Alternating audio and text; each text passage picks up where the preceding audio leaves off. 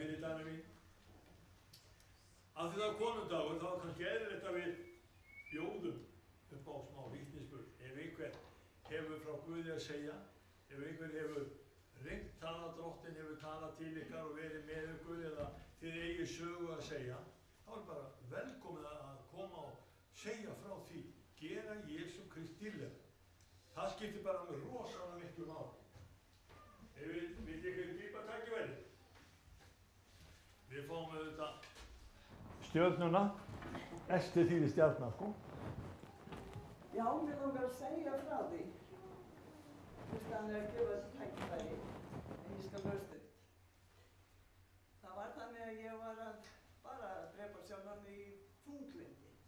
Ég hafði farið bara í það hugafar og var búin að vera lengi að ég var alltaf að reyna að bara klára lífið. Mér fannst að ég væri að fara að gera öllum aðrum greiða með því að bara fara. En á einu tíma þá ég alveg að sökkva niður í svona þunglindi að ég hrópa til Drottins. Ég sagði, Guð, ef þú ert til, ef þú veist hvernig mér líður, hjálpaðu mér. Hjálpaðu mér að lifa lífinu að ég lifið í glöð. Og ég man eftir að labba frá þetta. Það var í svefnherberginu, ég horfði svona til himins og var að horfa.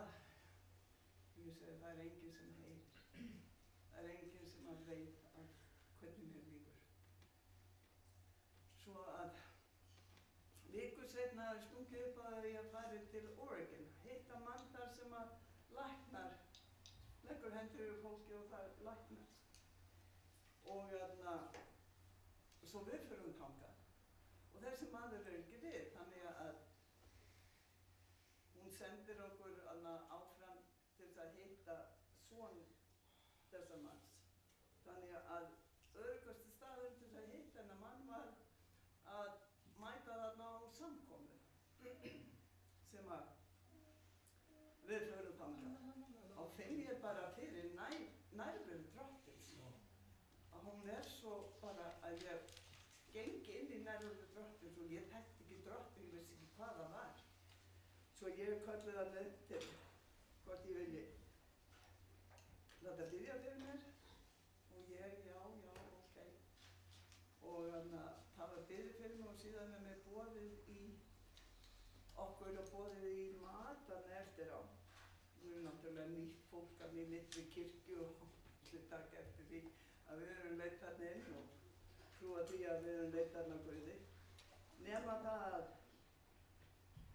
að þegar í matabóðinu þá er við að tala Jesú eins og hann sé þarna á svæðinu. Og ég hugsa með mér, já, ég er nú fendur, ég skil því, ég er nú kristinn. En dóttir mín sem er þarna 9 ára gömul, að þegar hún er spurð hvort ég vilji taka móti Jesú, þá segir hún, ég vil taka móti Jesú. Þannig að hún tekur móti Jesú. Og hún breytist fyrir augum að hún er svona feimin og tilbaka, en allt í einu er hún bara brosandi og svo glöð. Og eitt sem að ég sé sem að ég hafði aldrei vitnað eða séð á, og hún er fann að tala í einhver tungutali sem ég þekkti ekki neitt. Og ég alveg bara, hvað hefur komið fyrir dóttur minna? Hún bara, þið gátt ekki að hafa táleitt hana neitt, eða hvað er að ske? En hún brosir út af eyrum og var svo glöð. Þannig ég segi, það er mér að pröfa. Og ég byrja sem hún kom inn í líf mitt. Og hann gerði það og breytti öllu. Síðan er ég geta að lifa lífinu glöð og fagnandi og eiga þessa fullvissu að ég er einhvers virði. Að Guð elskar mig eins og hann elskar ykkur öll. Þannig að bara kalli á hann og hann mun heyra og hann svarar. Amen.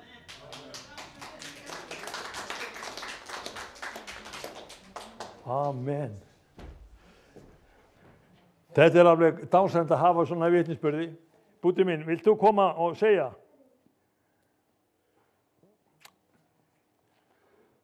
Já, ég vil segja það. Já. Drottinn er svo mikill. Já. Hann bjó til húsið og ég var skráður fyrir húsinu.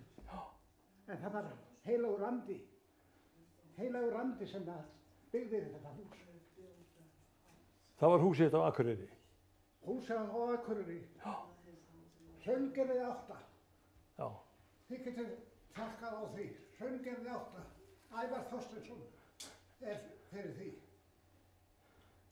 En Jesús Kristur, hann byggði þetta hús. Amen.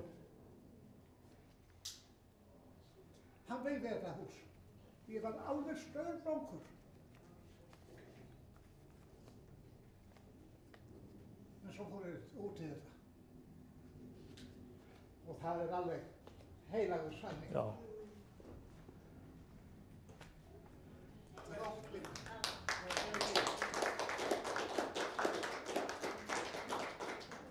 Einu sinni sagði hann mér það að hann hafi nefnilega aldrei haft tíma til að byggja hús. Hann var alltaf á sjó. En húsið fór upp fyrir það. Og það var, ég man eftir því ég kom heim til hans, því að þetta bróður tengdamóður minnar. Þannig að við erum mjög vel tengdir. Og ég get alveg vitnað það og staðfest það að það sem hann er að segja við okkur, það var í raun og veru alveg undraverk. Hvernig húsið byggðist og hvað kom fyrir, hvað var sem kom út úr þessu. Hvað kom fyrir? Heilagur andi hans stjórnaði því. Já. Heilagur andi hans stjórnaði því alveg. Amen. Með Drottinn Jesús Kristus sannarlega blessi ykkur og gefi ykkur sæluríka tíma. Við vorum hérna í gær morgun við bræðurnir og þá vorum við aðeins að ræða saman orðritningarinnar. Og hluti af því sem að ég ætla að segja við ykkur í dag tekið úr þeim ranni. Ég ætla að fara með ykkur í 4. Tímóteusarbréf því mér finnst þetta afskaplega athyglisverður þáttur sem að á að koma til okkar og ég hugsa málið líka þannig að eins og við skiptum árinu niður í ákveðin tímabil og ég verð að segja ykkur frá í upphafi hvað febrúarmánuður stóð fyrir í gamla daga, hvað góan stendur fyrir, hvernig einmánuður kemur út og hvers vegna þessi heiti eru öll febrúar. Veit ykkur hvað febrúar þýðir? Febrúar þýðir bara tiltekt. Í gamla daga þá voru menn með akuryrkjuna, þeir fóru að taka til og þið heyrið að það ennþá núna verið að reyna að brenna sínu, menn voru að taka til í gamla daga alveg eins. Góan, hún kemur eins og mánuðu blekkingar og lygi, hún er oft með sól í heiði og það er voru að bjart yfir, sko. Við erum að nálgast það að vorið er að koma en það er samt nístingskalt og það er ekki tími til að sá eða plæja. Svo kemur einmánuðurinn þegar allir farfuglarnir fara að koma og við förum að syngja bráðum lóan er komin að kveða burt snjóinn og allt það. Það er yfirleitt það sem að söngurinn hljómaði einmánuðinn. Fuglarnir komu. En ef að þetta er svona í náttúrunni að við höfum ákveðna reglu og tiltekt, þá er voðalega gott fyrir okkur líka sem kristna einstaklinga að taka fyrir hvað ritningarnar tala við okkur þessi atriði sem snerta tiltekt í okkar eigin lífi. Því að þó að við séum kristinn og við ætlum að vera leidd af andanum, þá er nú eitt og annað sem að vill koma inn. Gluggarnir kannski ekki alveg nógu þéttir og ef það kemur snjókoma að þá kemur næðingur og það blæs í gegn og það kólnar í húsinu og trúin okkar, hún getur þessna orði fyrir því að það kólni hjá okkur og við vitum ekki alveg hvers vegna við erum ekki nógu brennandi núna og akkur þurfum við fyrir bæn en við þurfum á þess að halda. Og Tímóteus, hann fær kveðju frá Páli postula og Páll er að ræða við hann þessi heilnæmu orð. Og ég ætla aðeins að fá að segja það við ykkur sem að mér finnst skipta máli og það er svona í huga mínum þetta stóra og merka atriði þegar hann vara Tímóteus við. Hann hvetur hann til þess að fara ekki með annarlega kenningar, heldur að boða hinn heilnæmu orð Drottins og Jesú Krists af því sem guðrækni vor kennir. Og takk eftir, það er orðið og guðræknin. Þau eru tengd þetta saman. Guðrækni er bara hegðun okkar, háttalag. Hvernig stendur á því að ég geri þetta og ég geri hitt og háttalag mitt er einmitt eins og það er. Ég var að horfa aðeins á mynd í gær sem var tekin upp þegar ég var forstöðumaður í Vestmannaeyjum. Þessi mynd var tekin í Vestmannaeyjum 1983. Það var mjög margt skemmtilegt að sjá í myndinni. Ég man eftir hvernig byggðin var eiginlega undirlögð ennþá 10 árum eftir gos. Þá kom gufan upp og ég man eftir lyktinni sem var gjarnan í húsunum eftir gasið.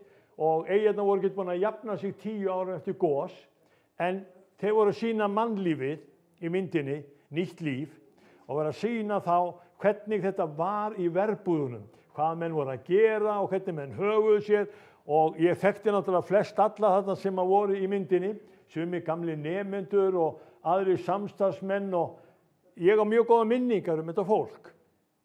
Allt var þetta fólk að leika tíðarandan, og það sem var að gerast í Eyjum 1983, hvernig verbúðurnar voru, og þeir gerðu þetta býsna vel, því að þetta var akkurat eins og ég man eftir að verbúðurnar voru. Það var afskaplega mikil drykkja, það var mikil vinna, og það var svona eins og óregla og ólifnaður sem fylgdi þessum lifnaði. Og svo voru þeir að gera grína þessu og sýna fram á svona fyndna staði og fyndin atriði. En, vitið þið, þeir voru að sýna miklu meira heldur en bara það sem fyndi var. Þeir voru að taka fyrir það sem Drottinn var að frelsa okkur frá. Það var ekkert verið að sýna myndir af því þegar við vorum að predika í Betel og predika gegn þessu. Nei, það átti ekki pláss í myndinni. En það var eiginlega grínið, drykkjan og svona kvennafarið og alls konar þættir sem komu fram sem þóttu bara alveg eðlilegt mannlíf. En vitið það, systkini, þetta eðlilega mannlíf, það kom bara vegna þess að það vantaði guðræknina inn hjá þessu fólki. Allir þessir sem voru að leika í myndinni, þeir voru búin að standa í kirkjunni, þeir voru búin að standa fram fyrir prestinum og það var búið að gefa hátíðlegt loforð það að þeir ætlu að gera Jesúm Krista leiðtoga lífsins.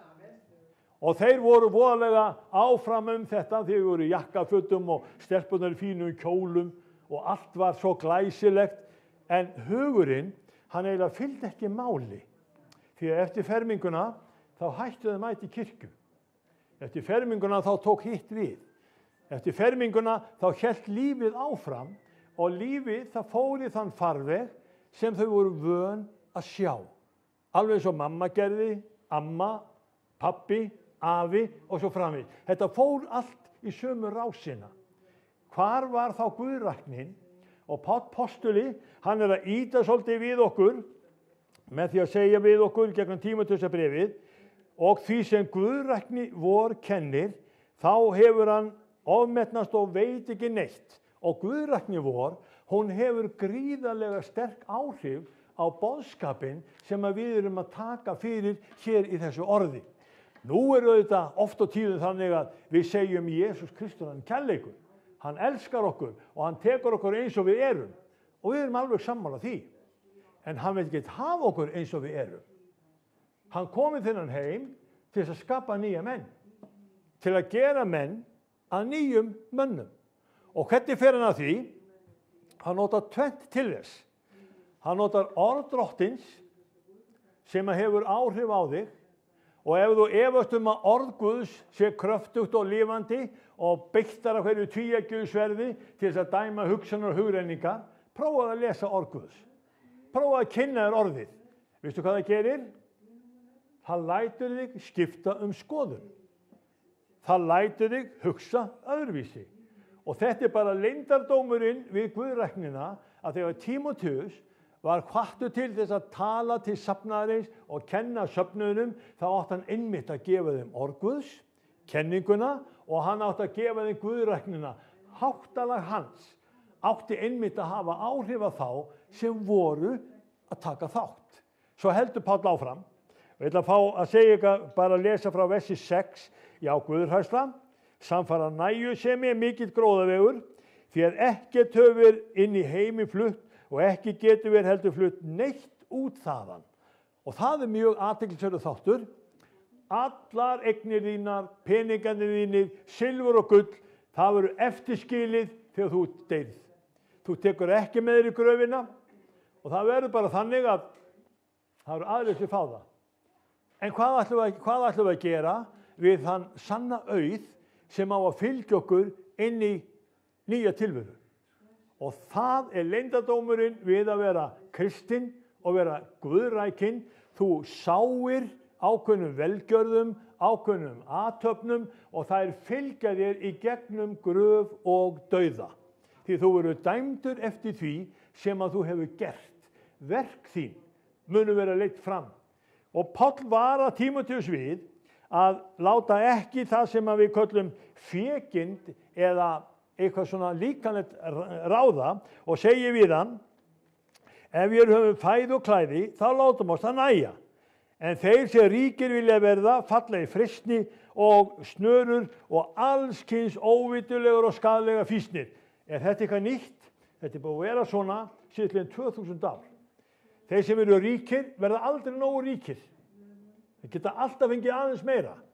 Og þeir sem að sjá það að tryggja það að auðurinn sé þeirra, þeir fara yfirleitt alltaf einhvers staðar yfir mörkin. Og það mjög auðvelt að svindla smá. Bara ég græða á þessu pínulítið. En menn leyfa sér aðeins að svona beygja út af og beygja sannleikann, svindla smá og þá græða þeir. Og við lítum á þetta sem jafnvel dygð að geta svindla pínulítið. Svo segir Páll þetta við Tímóteus: fégindin rót alls þess sem illt Við þá fíkn hafa nokkrir vilst frá trúnni og valdi sjálfu sér mörgum harmkvælum. Og þetta atriði sem ég langar til þess að við notum svolítið í dag. Hvernig stendur á því að Páll að leggja þetta fram fyrir Tímóteus? Var ekki alveg kristaltært að Jesús Kristur, hann var ekki einn af þeim sem að dó ríkur. Hann átti hvergi höfði sínu að halla. Hann sagði refar eiga sér greni og svo framvegis fuglar sitt hreiður, en mannssonurinn á hvergi höfði sínu að halla. Hann var eignalaus. Og þegar hann var krossfestur, þá vitið þið hvað gerðist? Þeir kostuðu hlutum kirtilans. Það voru reiturnar sem hann átti. Það voru eigurnar. Þeir skiptu með sér klæðum hans og kostuðu hlutum kirtil hans. Þar með var búið að skipta dánabúinu.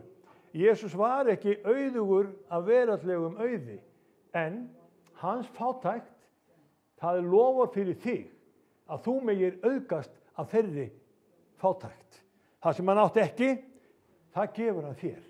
Vegna þess að í þessu lífi hér á jörðinni, þá það bara þannig að hann búinn að leggja inn í jörðina alls konar bæði góðmálma, olíu, fjársjóð, við erum með akra, við erum með tún og engi og allt vaknar þetta upp til lífs á hverju einasta ári og við getum sáð og við getum sett niður kartöflur og við getum slegið grasið ár eftir ár.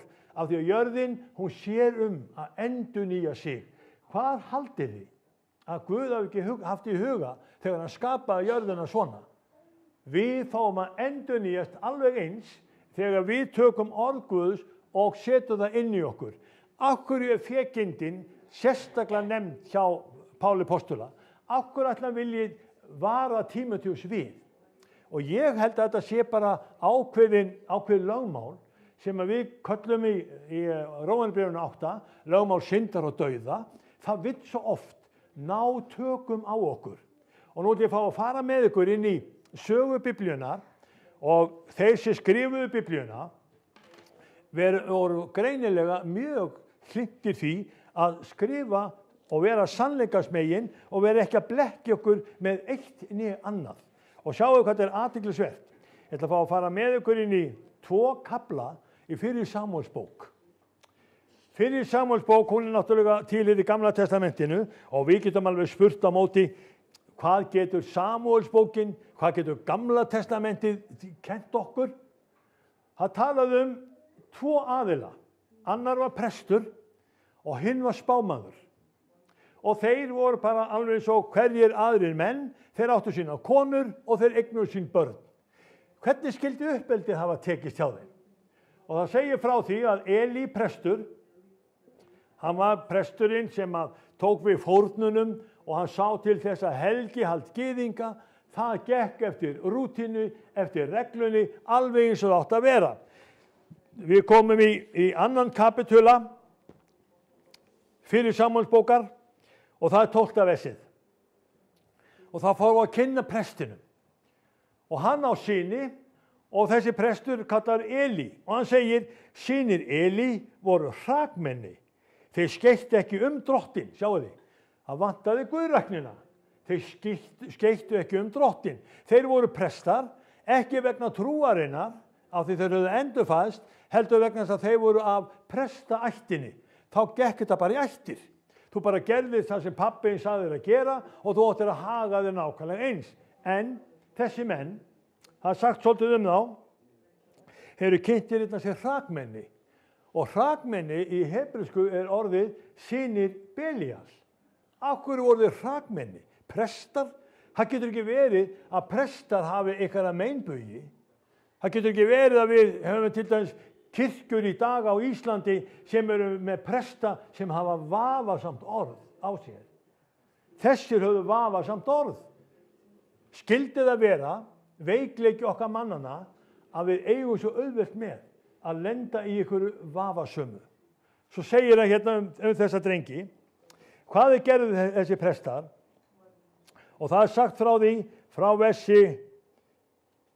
versi 14, hvenær sem einhver færði slátufórn, þá komu sveitprestsins meðan verið var að sjóða kjötið með þrítendan fork í hendi, rak hann ofan í ketilinn eða pottinn eða suðupönnuna eða grítuna sem allt sem kom upp á forkunum, það tók presturinn handa sér. Svo fóru þeir með alla Ísraelsmenn sem komu þangað til Síló, meira að segja, áður en fitan var brennd, kom sveitprestsins og sagði við þann sem fórnaði, gef mér kjöt til þess að steikja handa prestinum. Hann vil ekki taka soðnu kjöti ef þér heldur hráu.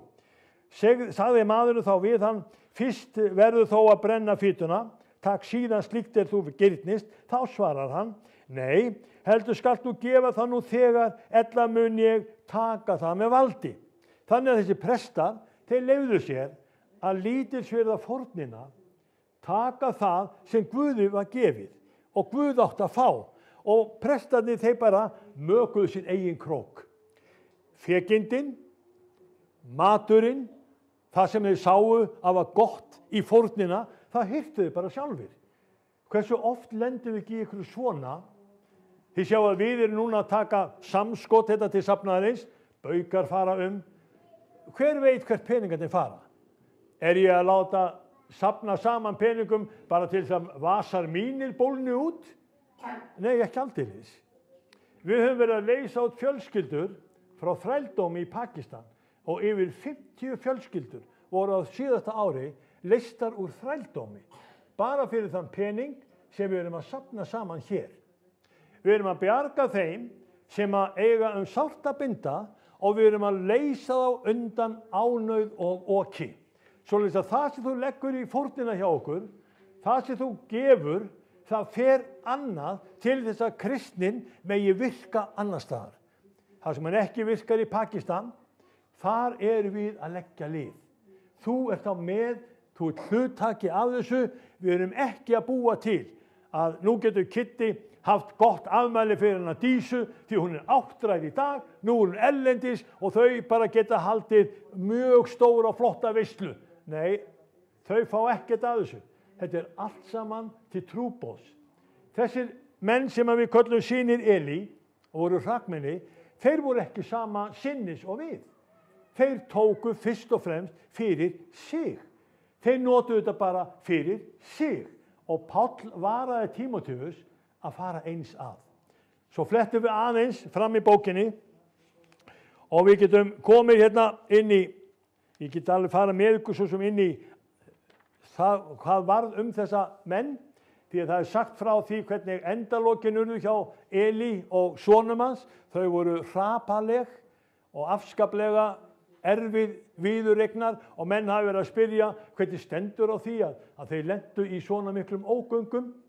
Og það er það sem við erum stundum að leggja til okkar, að við vitum að það kemur sáning og uppskera hjá okkur. Og skoðum áður við förum í sáningun og uppskeru, Skoðum aðra sáningu og aðra uppskeru sem kemur fram í 8. kapitula fyrir Samúelsbókar. Þá að tala spámanni Samúel. Og Samúel spámaður, hann var nú bara ekkit hver sem var. Þetta einn af spámönnunum sem við horfum í gegnum söguna að sem að gekk fram í dýr Guðs. Þetta var ungi sveinninn sem var gefinn inn í musterið. Hanna, móðir hans, hún gat ekki fætt barn. Og hún kemur inn í tjaldbúðina, hún grætur frammi fyrir Guði og biður Guðum að hún geti orðið ófrísk og fætt af sér son. Og hún lofar Guði að ef hún getur fætt af sér son, þá muni sonurinn verða helgaður honum og hann fái að alast upp í tjaldbúðinni í Síló. Samúel fættist og þegar Hanna var búin að velja hana brjósti, þá fór hún með drenginn í tjaldbúðinni í Síló og hann fekk að alast þar upp og alast upp með prestunum og þeim sem að þarna voru. Nótt eina vaknar hann, það kallaði á hann, Samúel, og hinn vaknar, stekkur fram, kemur til prestin og segir, hér er ég, herra. Þú varst að kalla? Nei, ég verð ekki að kalla, ég var bara steinsofandi, segir presturinn. Farðu bara inn að sofa, það er enginn að kalla á þig. Samúel leggur sig aftur og það er kallað Samúel. Og Samúel sprettur og fætur og vekur prestina nýju. Guð var að tala við hann. Guð var að vekja hann.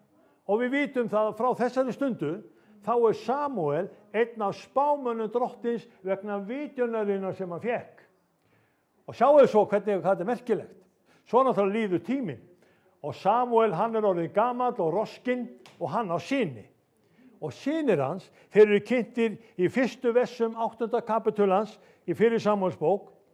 Samúel var orðinn gamall, setti hann sonur sína dómara yfir Ísrael.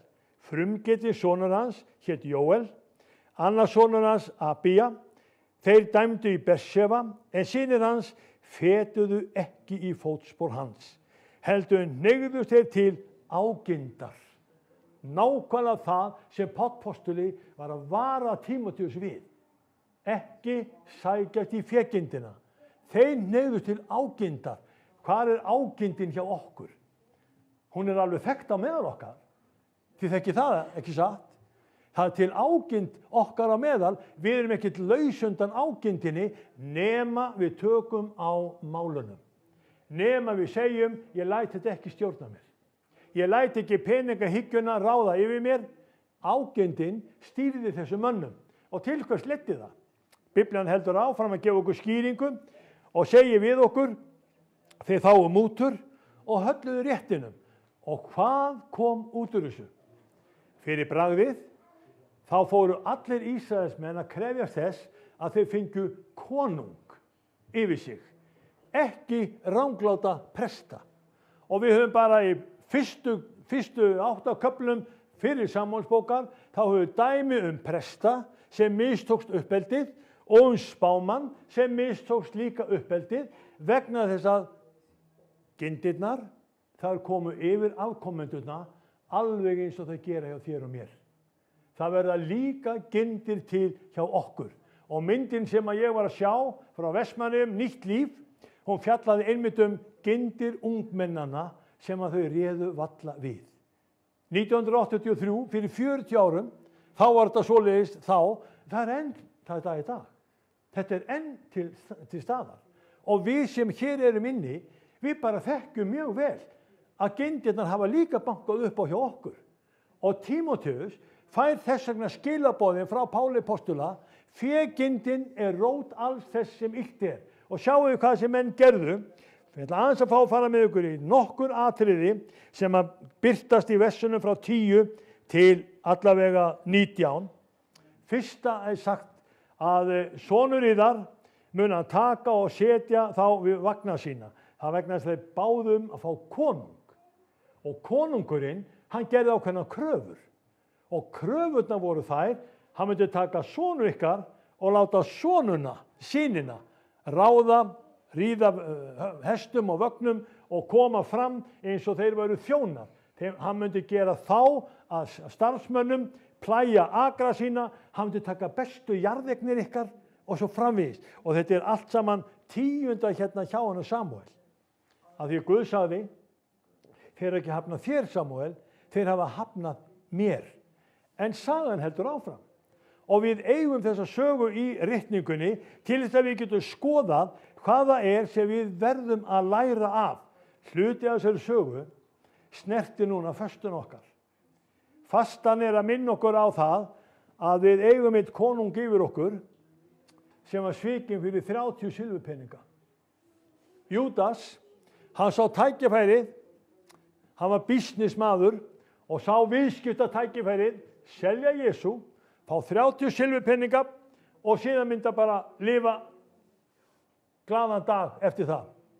30 silfurpeningarnir, sjáu hvað var þá, skulum koma í Jóhannesar Guðspjall, 19. kapitúla.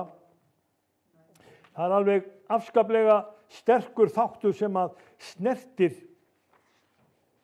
árangurinn og það sem við erum með. Í 19. kapitúla Guðspjallsins, 18. kapitúla segi ég, þá komum við inn í 37. versið og þá Pílatus að dæma Jesú Krist. Og þegar Pílatus að dæma Jesú, þá vitið þið að það var búið að selja Jesú fyrir 30 silfurpeninga. Þetta sama dag.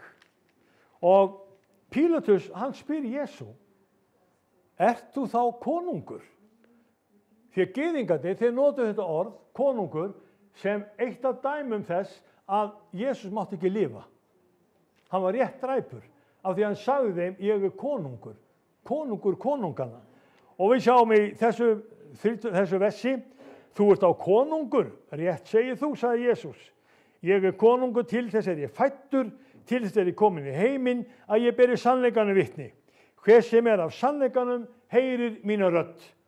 Og Jesús notaði einmitt rödd sína til þess að kveikja guðræknina, til þess að kveikja hjá honum meðvitund það að Jesús Kristur nú bara ekki sama hver sem Þó var Júdas, sem var búinn að vera lærisveinn hans, búinn að selja hann fyrir 30 silfurpeninga. Við vitum að afdrif Júdasar urðu þau, hann reyndi að skila peningunum aftur, en hann gat ekki tekið atburðinn aftur. Hann var búinn að selja, Jesús komin í hendur farisea og Pílatusar og það var eitt sem var eftir þegar Pílatus að tala við hann að senda Jesú á krossin. En áður en Jesús fór á krossin, þá fór Júdas í snöruna. Fékindin sem að feldi Júdas, hún kostaði hann lífið. Og við eigum gríðarlega merkilega þætti í einmitt þessu atriði að við látum ekki gindina stýra okkur og taka völdin. Við verðum að hafa taumhald á þessu. Svo vitið þið að þegar Jesús Kristur kemur fram sem konungur, þá hann bara konungur konunga, drottin drottna. Og allstaðar allan heim, þá vilja góðir konungar geta borið sig saman við þann sem við köllum meistara í þjónustu. Ég fór einu svona ráðstefnu hér í Reykjavík og það var ráðstefna sem fjallaði þjónandi forystu. Þá var að bera saman ráðamenn, alþingismenn, stjórnendur og Jesú Krist. Og fyrirmyndin að góðum stjórnanda á þessari ráðstefnu var maðurinn sem var með þjónandi forystu. Hann hugsaði eins og hann væri þjónn allra. Hann var ekki sem stjóri yfir stofnuninni, hann lét stofnunina þjóna almenningi. Þetta þótti mönnum alveg nýstárleg nálgun. Og hvað hann fekk ráðstefnu fulltrúin þetta? Hann stúderaði Jesú Krist áður. Hann vissi hvernig Jesús Kristur hafði hagað sér. Hann kom fram eins og konungur með þjónandi forystu. Maðurinn sem lét ekki fegindina ráða yfir sér. Hann lét ekki ágindina stýra sér. Hann vissi nákvæmlega til hvers hann var kominn til að bera sannleikanum vitni. Og Tímóteus fékk inn með þessi skilaboð frá Páli postula, berðu sannleikanum vitni. Láttu sannleikan leiða þig fram. Eitt átakanlega stað sem við höfum í postulasögunni, og ég ætla að nota það sem síðasta atriði hjá mér, það komum í postulasöguna, að það sé ekki svona 19. kapitúli, 20. kapitúli, ykkur stað þar. Þá erum við að tala mann sem kallað konungur og heitir Herodes. Og þegar Herodes birtist í þessari sögu, þá þetta einn af þessum mönnum sem við sjáum að bara virkilega stór og mikill, og það sagt frá þessu það sagt frá þessu trúlega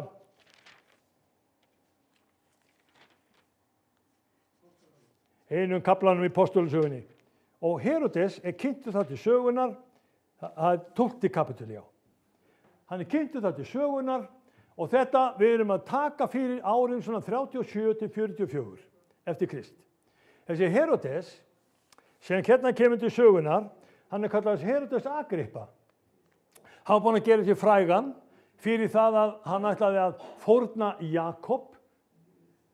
Jakob hafði verið líflátinn, hann hafði látið lífláta Jakob, og síðan var hann búinn að taka Pétur, læsa hann inn í fangelsi, þá átti að fórna Pétri, þá páska, og þessi Herodes var búinn að standa sem andstæðingur safnaðarins og kristinna trúar, og hann var búinn eiginlega að helga sig að vera á móti því sem að Kristur gerði.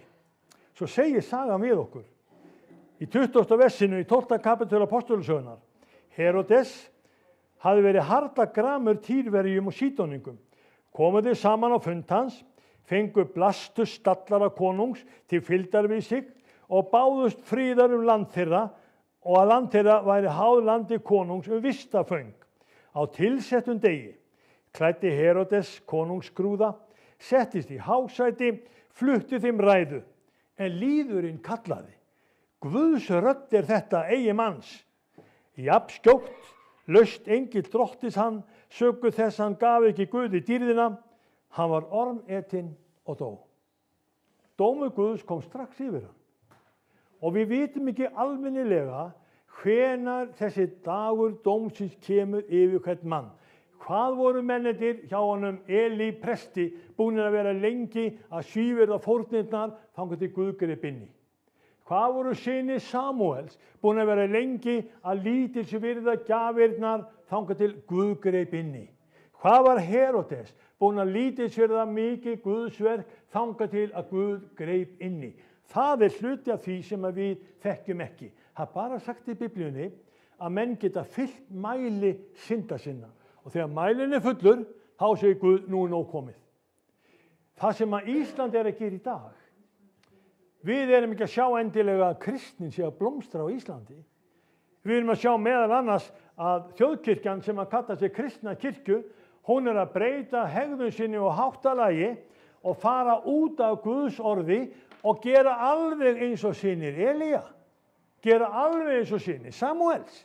Þeir lítið sér að þann boðskap sem að við höfum séð að helgaður og vigður með blóði Jesú Krists. Hvað gerum við? Erum við eins? Erum við jafnvel sjálfa að hlusta og hugsa, já, ég nú ekki bara verðið en þessi og ég alveg nógu góður. En drottinn, hann hlýtur að hafa einhverja mikla merkingu fyrst hann lætur Pál skrifa til Tímóteusar: Látt ekki fjölskylduna ráða yfir þér. Gættu þín Tímóteus, vertu heilbrigður, láttu orð Guðs leiða þig. Þegar þú talar, talaðu Guðs orð. Og það það sem að þjóðin okkar þarf að halda. Og ég nota þetta hér tækifæri til þess að minna ykkur á, núna á föstunni, þá erum við kölluð til þess að minnast þess hvers vegna Jesús Kristur dó. Haldið þið virkilega að Jesús hafi liðið og dáið og farið á krossin vegna þess að þetta var bara einhver leikþáttur? Hann sá að staða okkar var vonlaus. Við ráðum ekki við dauðan. Það er alveg sama hvað menn hafa reynt að gera, þeir hafa aldrei ráðið við dauðan. Fyrir örfáum árum, þá var það svolítið merkilegt að við sáum í fréttum blaðanna að þá var verið að gera mönnum grein fyrir því að ríka fólkið sem var að dauða komið, það lét heilfrista sig. Það átti að geyma þeir frosti vegna þess að þeir trúðu því að í framtíðinni þá væri tæknin orðin svo mikil að það væri hægt að endur þýða þau og endur vekja þau. Það vilja allir lifa lengur en við gerum. Og það er ein trygging fyrir því að við fáum eilíft líf. Ein trygging. Þeir sem að fóru í frostið, þeir eru ennþá í frysti, ef þeir eru þá til. Það er trúlega búið að henda megninu af þessu. Þeir sem að dó í trú, það eru þeir sem deyja í trú í þeirri von að Jesús Kristur muni á settum tíma stoppa mælinn, stoppa syndina, hann mun koma hér á jörðina og vekja okkur upp til fundar við sig. Við sem eru í gröfunum, við fáum að rísa upp. Þeir sem eru ekki komin í grafirnar, þeir verða hrifnir upp til fundar við drottin í loftinu. Áttu okkur á hvaða tíma við erum. Sjáum við hvert Guð er að leiða okkur. Og Tímóteus, hann fekk þennan trúnað frá Páli postula að flytja þetta orð á áheyrendum sínum. Ég er að flytja þetta orð í dag. Ég er að gera það sama og Páll ráðlagði Tímóteusi, og ég er að gera það sama til þess að í okkur megi búa vonin, trúin, sannfæringin það að Jesús Kristur er konungur konungana. Hann á að vera konungur þinn. Ertu búin að gera hann að konungi? Vantar kannski á að þú segir, Jesús, þú ert minn konungur. Ég ætla að hlýða þér. Ég ætla að fara eftir því sem að orðið þitt segir. Og þess vegna skulum við enda þetta með því að fara í Jóhannes 18. Konungurinn tala til okkar í Jóhannes 18 og það er vers 37. Og það er það sem ég var að nefna við ykkur áðan. Þú ert á konungur. Jesús svaraði, rétt segir þú. Ég er konungur. Og það er kannski ágætt á að við rifjum það upp sem að við höfum haft í Passíusálmunum, það sem að við komum hérna oft og tíðum með þetta stórkostlega orð. Ég ætla að fara með ykkur í 28. sálmin, það sem að Hallgrímur Pétursson er að tala til okkar og bendur okkur á hver Jesús Kristur er. Þetta er játning kristinna manna sem að ég vona að þú getur alveg tekið undir. Og það er stórmerkilegt þegar við nefnum það að kóng minn Jesú, ég kalla þig. Þræl þinn, aftur þú kallar mig. Og Jesús er alveg greinilega svona settur fram sem konungurinn í Passíusálmunum og Hallgrímur Hyglu segir, kóng minn Jesús, ég kalla þig. Kalla þú þræl þinn, aftur mig. Herra, tek enga að heimsins síð, held ég þar með ég jafnast við. Hvernig líst þér á að hafa þetta sem veganestið þitt inn í föstuna? Veganestið inn í góuna. Kóng minn Jesú, ég kalla þig. Kalla þú aftur, þræl þinn mig. Þetta er mikil breyting á, og ef við lítum á okkur sem þræla drottins, þá vitið þið að þrælinn ræður sér ekki sjálfur. Og ég sagði þetta í gær þegar við vorum að tala saman kallarnir. Það er svo merkilegt að á dögum bæði Hallgríms Péturssonar og Guðbrands Þorlákssonar, þá kemur þessi mynd upp hjá þeim tveimur mönnum að þeir eru ekki lengur þeir sem ráða sig sjálfir, heldur eru þeir þrælar Krists. Og meira segja Guðbrandur sem gaf okkur Biblíuna á íslensku 1584, á leggsteinunum hans í Hóladómkirkju, þá stendur Jesú Kristi pekkator. Og pekkator er bara þræll. Og þegar Hallgrímur Pétursson á sama tíma, bara rétt 70-80 árum síðar, þá sem hann Passíusálmana og þá kallar hann sig þræl. Og ég vil segja við ykkur, tökum þá mynd á okkur. Verum frelsingjar og þrælar Krists. Eins og drottinn hefur gengið í dóm við syndina í heiminum fram að þessu, þannig vill hann líka leysa þig frá syndinni í heiminum. Í Jesú nafni. Amen. Ég ætla að ljúka ræðu minni svona, en mér langar til þess að við biðjum aðeins saman. Og þú sem að heyrir mig, hvort sem að ég er í sjónvarpinu hjá þér, eða þú ert hér inn í sal, það er sama þrá sem að þarf að heyra til hjörtum okkar, drottinn Jesús, frelsaðu mig. Gerðu mig að manni eftir þínum vilja. Amen. Bænið þarf ekki að vera lengri en svo. Við skulum rísa á fætur, gjöru svo vel. Og við biðjum saman. Takk Jesús Kristur, við munum senda blessun þína yfir áheyrendurna. Við munum blessa þá sem hér eru inni Og þakk fyrir að við mögum gefa þér dýrðina og segja við þig, þú ert Kristur, sonurins lifanda Guðs, konungur minn. Drottinn, þú frelsar, þú leiðir. Og svo getur þú tekið undir með mér og sagt, Jesús Kristur, þú ert frelsarinn. Frelsaðu mig og gerðu mig að þegni þínum í ríki þínu. Í Jesú nafni. Amen. Og vitið að ná drottins Jesú Krist, kærleiki Guðs og samfélag heilags anda verið með ykkur öllum í Jesú nafni. Amen. Amen. Nú ljúkum við þessari samverðustund, við erum með 1